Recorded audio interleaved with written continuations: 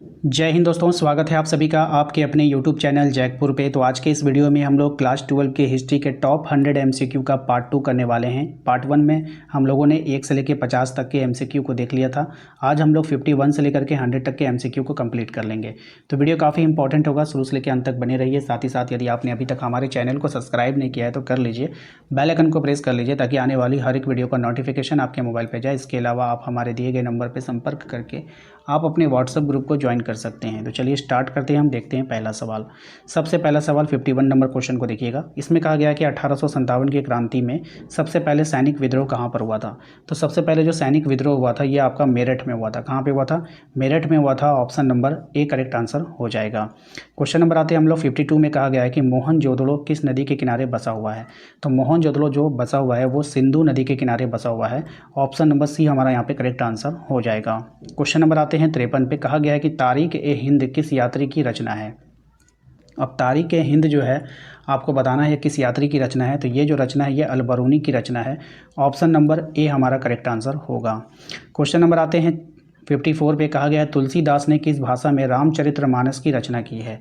तो तुलसीदास ने जो रचना किया है वो किस भाषा में किया है। तो अवधी भाषा में किया है। ऑप्शन नंबर बी हमारा यहाँ पे करेक्ट आंसर हो जाएगा। क्वेश्चन नंबर आते हैं 55 में। देखिए कहा गया है कि अस्थाई बंदोबस्त किस प्रांत में लागू हुआ था। अब ये जो अस्थाई बंदोबस्त लागू हुआ था ये आपका लागू हुआ था बंगाल में। कहाँ पे लागू हुआ था? बंगाल में। ऑप्शन नंबर ए हमारा करेक्ट आंसर हो जाएगा। क्वेश्चन नंबर आते हैं 56 में। देखिए कहा गया है कि 1857 के विद्रोह को सैनिक विद्रोह किसने कहा था। अब 1857 के विद्रोह को सैनिक विद्रोह किया था C.A. मेजन ने। किसने कहा था? C.A. मेजन ने। Option number B correct answer हो जाएगा। क्वेश्चन नंबर आते हैं 57 में। कहा गया है कि हड़प्पा सभ्यता में धान की खेती का प्रमाण कहाँ से मिला है आपको। तो धान की जो खेती का प्रमाण मिला है वो कालीबंगन से मिला है। Option number B correct answer हो जाएगा। क्वेश्चन नंबर आते हैं 58 में। देखिए कहा गया है कि मौर्य साम्राज्य का संस्थापक कौन था। तो मौर्य साम्राज्य का जो संस्थापक था वो था Chandragupta Maurya. Option number C. Option C हमारा करेक्ट आंसर होगा। क्वेश्चन नंबर आते हैं 59 में। देखिए कहा गया है कि इब्न बतूता किस सदी में भारत आया। तो इब्न बतूता जो आया था वो 14वीं सदी में आया था। कब आया था? 14वीं सदी में। Option number C correct answer हो जाएगा। क्वेश्चन नंबर आते हैं हम लोग 60 में। देखिए कहा गया है कि भक्ति आंदोलन का प्रवर्तक किसे माना जाता है। तो भक्ति आंदोलन का जो प्रवर्तक माना जाता है रामानुज को माना जाता है। ऑप्शन नंबर सी हमारा यहाँ पे करेक्ट आंसर हो जाएगा। क्वेश्चन नंबर आते हैं 61 में। देखिए कहा गया है कि रैयतवाड़ी प्रणाली सबसे पहले किस अंग्रेज अधिकारी ने दी। तो रैयतवाड़ी जो प्रणाली दिया था ये सबसे पहले किसने दिया था। तो थॉमस मुनरो ने दिया था। किसने दिया था? थॉमस मुनरो ने। Option number A correct answer हो जाएगा। क्वेश्चन नंबर आते हैं 62 में। देखिए कहा गया कि 1857 की क्रांति का नेतृत्व झांसी में किसने किया। तो 1857 की क्रांति का नेतृत्व झांसी में किया था रानी लक्ष्मीबाई ने। Option number B correct answer होगा। क्वेश्चन नंबर आते हैं हम लोग 63 पे। धौलावीरा किस राज्य में स्थित है आपको बतानी है। तो धौलावीरा जो है वो गुजरात में स्थित है। Option number B correct answer हो जाएगा। क्वेश्चन नंबर आते हैं 64 में। कहा गया है कि गुप्त शासकों ने किसे देवताओं का प्रतिनिधि माना। तो गुप्त शासकों ने जो प्रतिनिधि माना वो चंद्र को माना था। किसको माना था? चंद्र को। Option number C correct answer होगा। क्वेश्चन नंबर आते हैं 65 में। कहा गया है कि फाहियान किस उद्देश्य से भारत आया था। तो फाहियान जो उद्देश्य लेकर आया था वो बौद्ध धर्म ग्रंथों की खोज हेतु आया था। किसके आया था? बौद्ध धर्म ग्रंथों की खोज करने के लिए आया था। Option number B correct answer होगा। क्वेश्चन नंबर आते हैं 66 में। कह रहा है कि निज़ामुद्दीन औलिया किस सूफी सिलसिले से जुड़े हुए थे। निज़ामुद्दीन औलिया जो जुड़े हुए थे वो किस सूफी सिलसिले से जुड़े हुए थे आपको बतानी है। तो ये चिश्ती से जुड़े हुए थे। किससे जुड़े थे? चिश्ती से। ऑप्शन नंबर बी हो जाएगा। क्वेश्चन नंबर आते हैं 67 में। कहा गया कि महालवाड़ी व्यवस्था किस अंग्रेज अधिकारी द्वारा लाई गई थी। तो ये व्यवस्था लाई गई थी हॉल्ट मैकेंजी के द्वारा। किसके द्वारा? हॉल्ट मैकेंजी के द्वारा लाई गई थी। ऑप्शन नंबर सी हो जाएगा। क्वेश्चन नंबर आते हैं 68 में। देखिए कहा गया 1857 के विद्रोह में अवध का नेतृत्व किसने किया था। तो अवध में जो नेतृत्व किया था बेगम हजरत महल ने किया था। किसने किया था? बेगम हजरत महल ने। ऑप्शन नंबर ए हो जाएगा। क्वेश्चन नंबर आते हैं 69 में। हड़प्पा सभ्यता के लोग किस पशु से सर्वाधिक परिचित थे। यानी कि कौन से पशु को सब सर्वाधिक जानते थे। तो बैल को। किसको जानते थे? बैल को। Option number B correct answer होगा। क्वेश्चन नंबर आते हैं 70 पे। गुप्त काल को किस नाम से भी जाना जाता है। तो गुप्त काल को जो जाना जाता है स्वर्ण युग के नाम से भी जानते हैं। Option number A correct answer हो जाएगा। क्वेश्चन नंबर आते हैं 71 में। मार्को पोलो किस देश का यात्री था। अब ये जो मार्को पोलो था वो कौन से देश का यात्री था। तो वो इटली का यात्री था। Option number A correct answer होगा। क्वेश्चन नंबर आते हैं 72 में, कहा गया है कि कबीर किस भाषा में अपने दोहे लिखते थे। अब ये जो कबीर थे वो कौन सी भाषा में अपने दोहे लिखते थे? सदुकड़ी भाषा में। कौन सी भाषा में? सदुकड़ी भाषा में। ऑप्शन नंबर सी हो जाएगा। क्वेश्चन नंबर आते हैं 73 में, देखिए कहा गया अस्थाई बंदोबस्त को अंग्रेज़ों ने कितने वर्षों के लिए अस्थाई बनाया? तो अस्थाई बंदोबस्त को अंग्रेज़ों ने हमेशा के लिए अस्थाई बनाया था। Option number D correct answer हो जाएगा। क्वेश्चन नंबर आते हैं 74 में कि 1857 की क्रांति को दबाने के लिए अंग्रेज़ों का सेनापति कौन था? तो इसका जो सेनापति था यूरोज, क्या था? यूरोज, ठीक है। Option number B correct answer हो जाएगा। ये मिला हुआ नाम है, अलग अलग नहीं था, ठीक है, यूरोज। क्वेश्चन नंबर आते हैं 75, हड़प्पा सभ्यता में सबसे बड़ा अनाज भंडार कहाँ मिला है? तो हड़प्पा सभ्यता में सबसे बड़ा अनाज भंडार जो मिला है वो हड़प्पा में ही मिला है, ठीक है। नेक्स्ट आते हैं क्वेश्चन नंबर 76, अशोक ने किस धर्म को अपनाया था? तो अशोक ने जो धर्म अपनाया था वो था बौद्ध धर्म। कौन से धर्म को अपनाया था? अशोक ने बौद्ध धर्म को अपनाया था। क्वेश्चन नंबर आते हैं 77, इब्ने बतूता की रचना का नाम क्या है?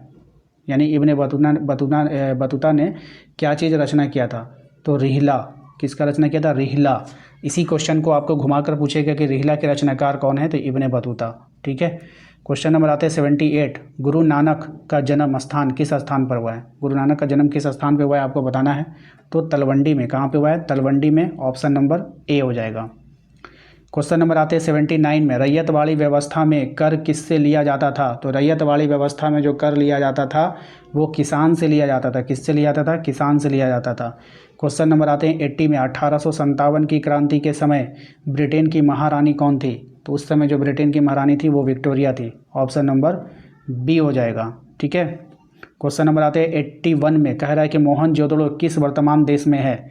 तो मोहनजोदड़ो जो है वो कहाँ पर है? पाकिस्तान में है अभी, ठीक है। क्वेश्चन नंबर 82, समुद्रगुप्त का दरबारी कवि कौन था? तो समुद्रगुप्त का जो दरबारी कवि था वो था हरिसेन। कौन था? हरिसेन। ऑप्शन नंबर बी हो जाएगा। क्वेश्चन नंबर आते हैं 83 में, हैंसोंग किस काल में भारत आया था? हैंसोंग जो था वो किस काल में भारत आया था? हर्षवर्धन के काल में आया था। किसके काल में आया था? हर्षवर्धन के काल में आया था। ऑप्शन नंबर सी हो जाएगा। क्वेश्चन नंबर आते हैं 84 में, कहा गया कि कबीर के गुरु कौन थे? अब ये जो कबीर है इनके गुरु थे रामानंद। कौन थे? रामानंद थे। ऑप्शन नंबर ए हो जाएगा।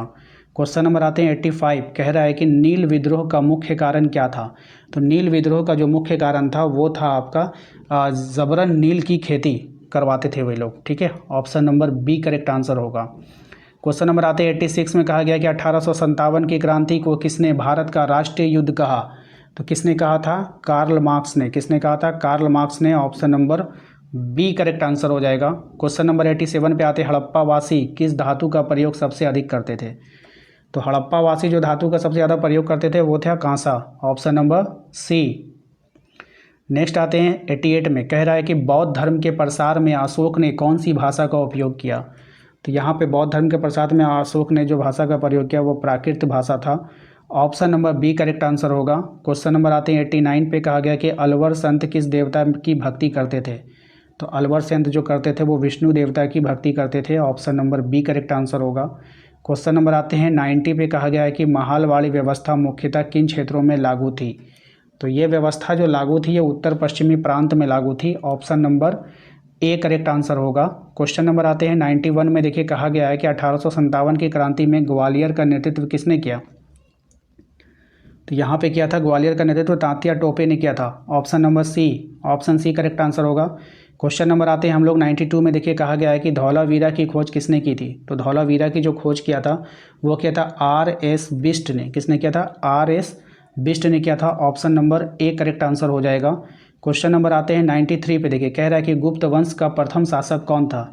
तो गुप्त वंश का जो प्रथम शासक था वो था आपका चंद्रगुप्त प्रथम। कौन था? चंद्रगुप्त प्रथम था। क्वेश्चन नंबर आते हैं 94 में, भारत का कौन सा शासक दीन इलाही से जुड़ा हुआ है? तो भारत का कौन सा शासक जुड़ा हुआ था? अकबर। कौन जुड़ा हुआ था? अकबर जुड़ा हुआ था। Option number A correct answer होगा। क्वेश्चन नंबर 95, सूफी संत मोइनुद्दीन चिश्ती कहाँ दफन है?